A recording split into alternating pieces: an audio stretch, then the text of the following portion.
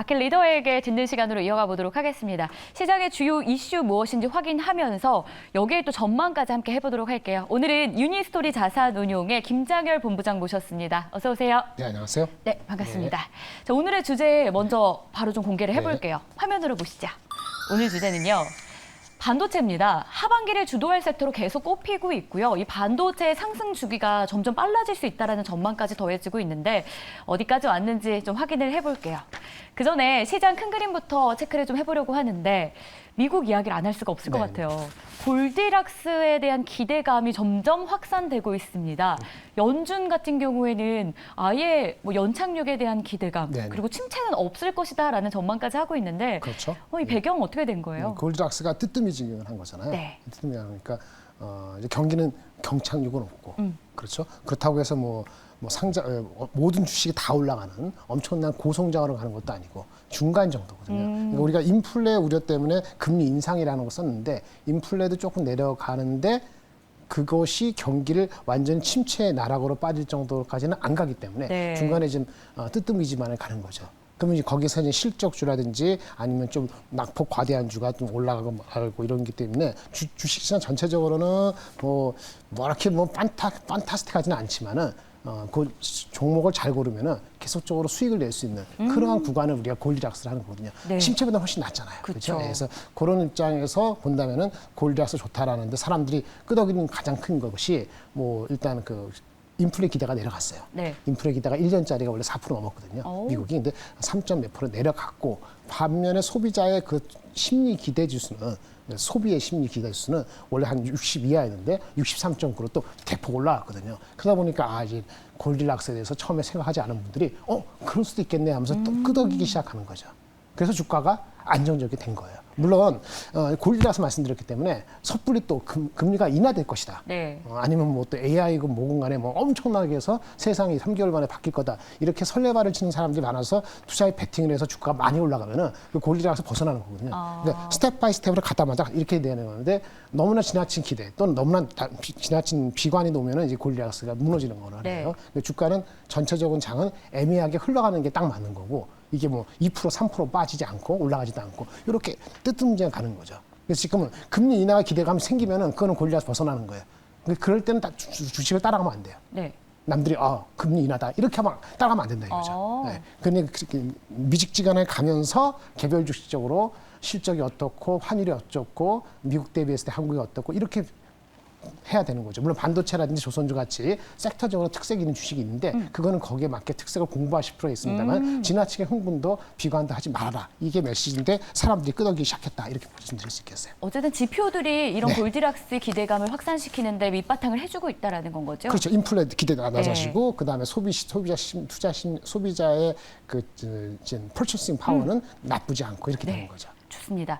여기에 또 본부장님이 한 가지 체크하자라고 한 내용이 있었어요. 스트레스 지수, 은행 스트레스 지수였죠? 이번 주는 아니고 다음 주에. 28일 날 발표되는 걸로 알고 있는데 이게 왜 또 중요하다고 생각을 하시는 걸까요? 중요도가 안 중요할 수도 있는데 우리가 지금 쏠림이 있잖아요. 빅테크 주식, 반도체 주식.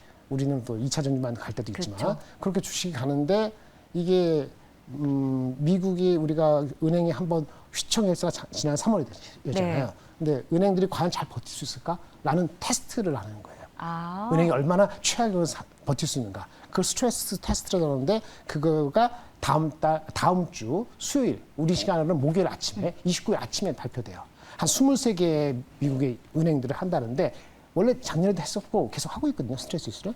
근데 그 전에 했을 때 미국의 그 사업용 부동산에서 부실이 얼마다 이렇게 나온 숫자가 있는데 이번에도 나올 거 아니겠어요? 근데 그때보다 수치가 손실이니까 낮으면 좋을 것 같잖아요. 그렇죠? 그러니까 손실이 은행에서의 부실률이 더 낮게 나오면 이전보다 좋을 것 같잖아요. 그렇죠? 부실이 낮게 나오면 손실 숫자가 낮게 나오면은 좋죠.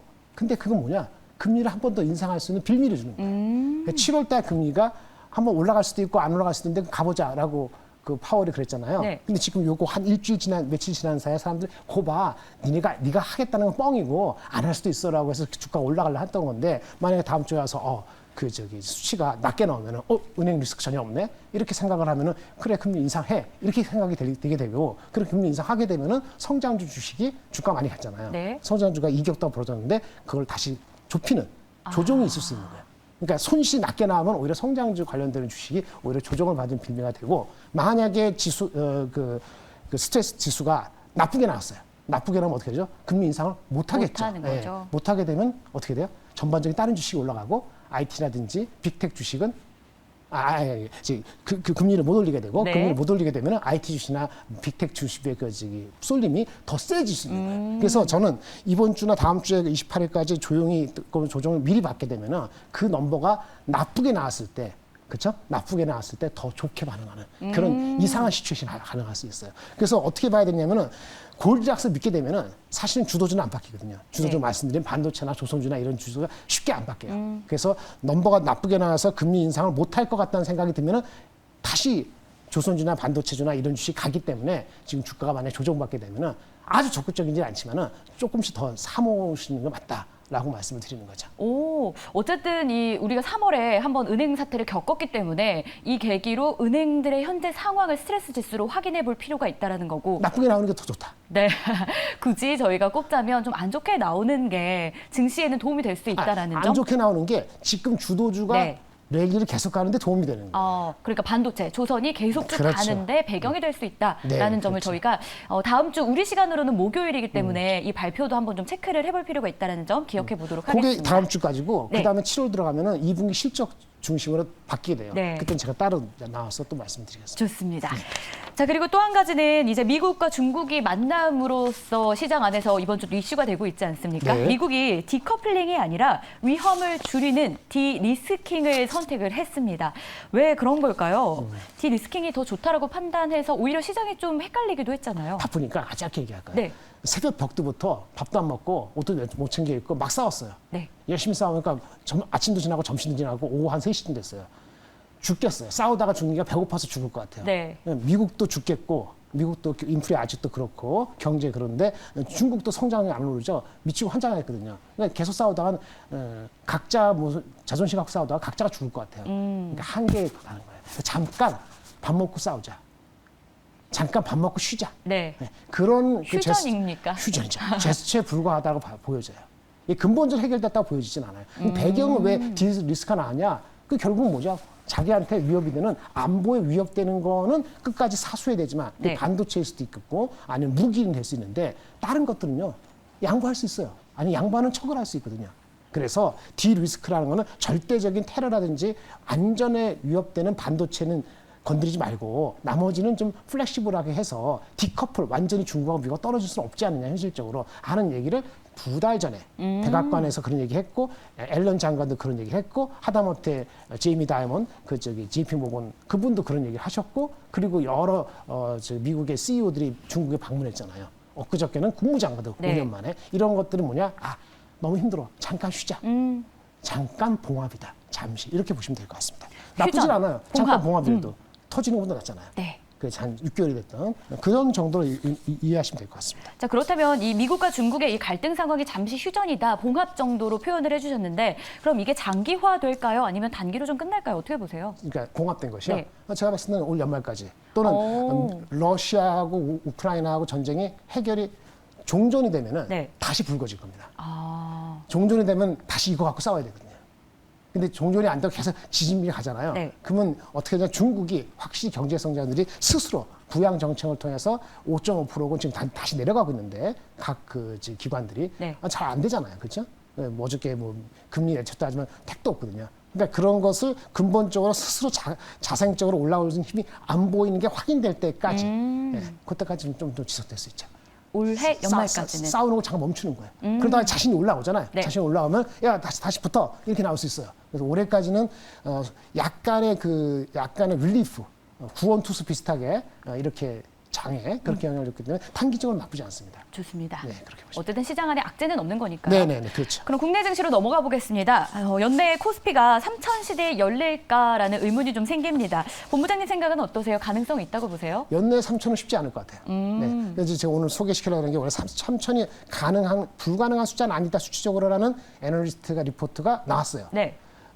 조건에 두 개가 있거든요. 그 조건 두 개가 다 충족될지 여부는 한 9월 달 가봐야 될 것 같아요. 저는 일단은 2,800까지는 반도체 조선주 2차 전지가 붕괴되지 않는 정도로 유지되는 정도로 기준으로 했을 때는 2,700, 800은 놓고 할 수 있지만 그 이상 되는 거는 이분도 얘기했습니다만 EPS 우리 그 주당 순이익, 네. 영업 순이익이죠. 이게 3분기, 4분기 넘어갈 때 이익의 회복 속도가 꽤 빨라야 되거든요. 그 빠르다고 가정을 하고 환율이 1,200까지 가면은 그러면 이제 3,000원 근처에 가볼 수도 있는데 조금은 터프해 보여서 일단 가능성 정도로 열어놓고 실제는 2,800 정도로 하는 거죠. 이분이 얘기한 EPS 14% 올라가는 네. 거 예상보다 그거는 반도체가 하이닉스, 삼성전자가 반도체에서 둘 다 4, 4분기 흑자로 돌아왔는 게 확실하면은 가능성이 좀 높아지는 겁니다. 그리고 자동차가 환율이 1,200 이렇게 내려가더라도 자동차 자체의 우리 프로덕트 믹스 환율 내려가면 별로 안 좋거든요. 네. 그럼에도 자동차가 뭐 꾸준히 유지되는 정도가 버텨준다고 하면은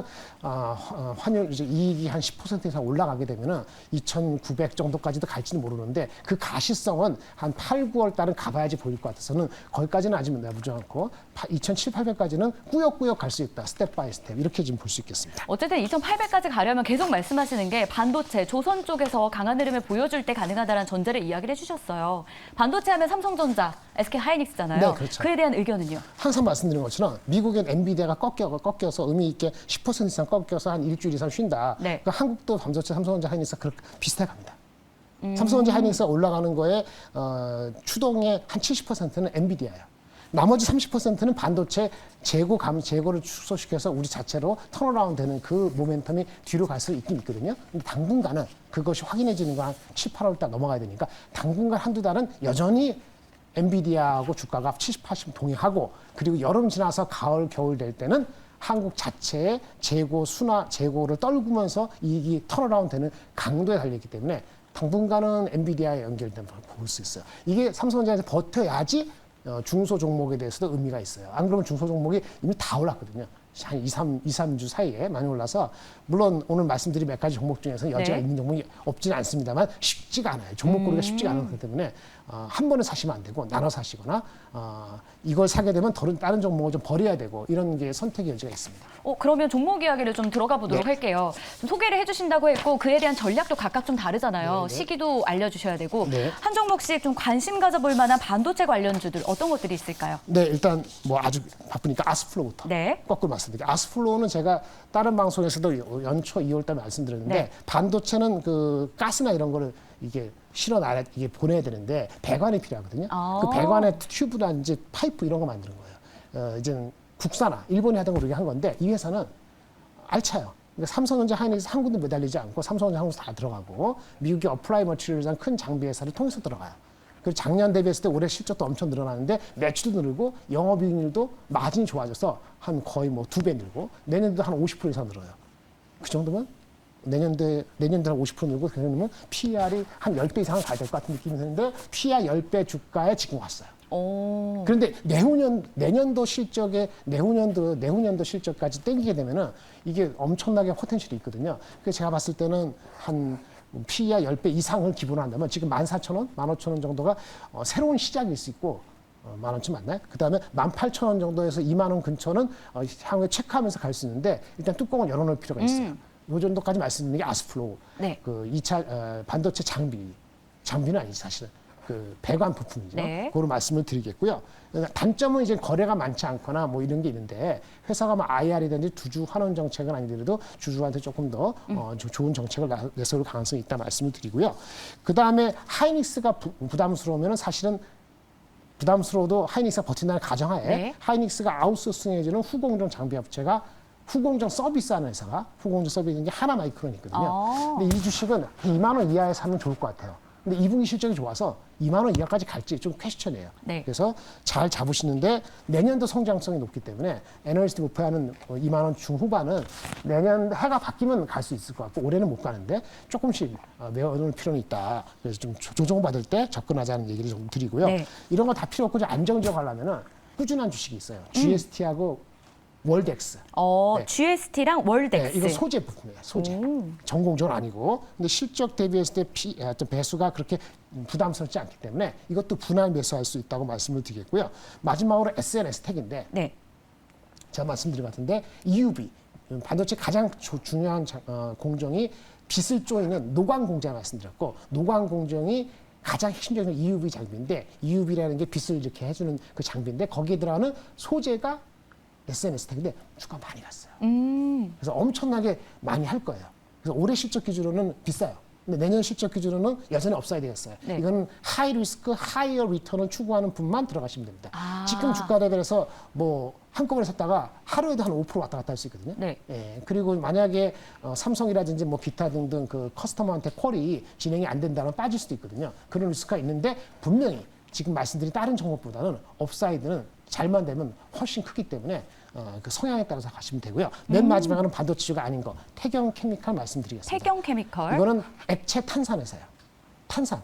탄산 한 번 더 올리면은 드라이 아이스죠. 네. 그거 되거든요. 아. 예, 여름철에 그 많이 팔리겠죠. 계절적 예, 수혜가 계절적 있군요. 수요. 근데 그것 때문에 가는 게 아니에요. 네. 우리 액체 탄산 얘네의 매출의 60%가 액체 탄산 해가지고 파는 곳이 조선소 용접할 됐어요. 네. 조선주가 잘 가면 가요.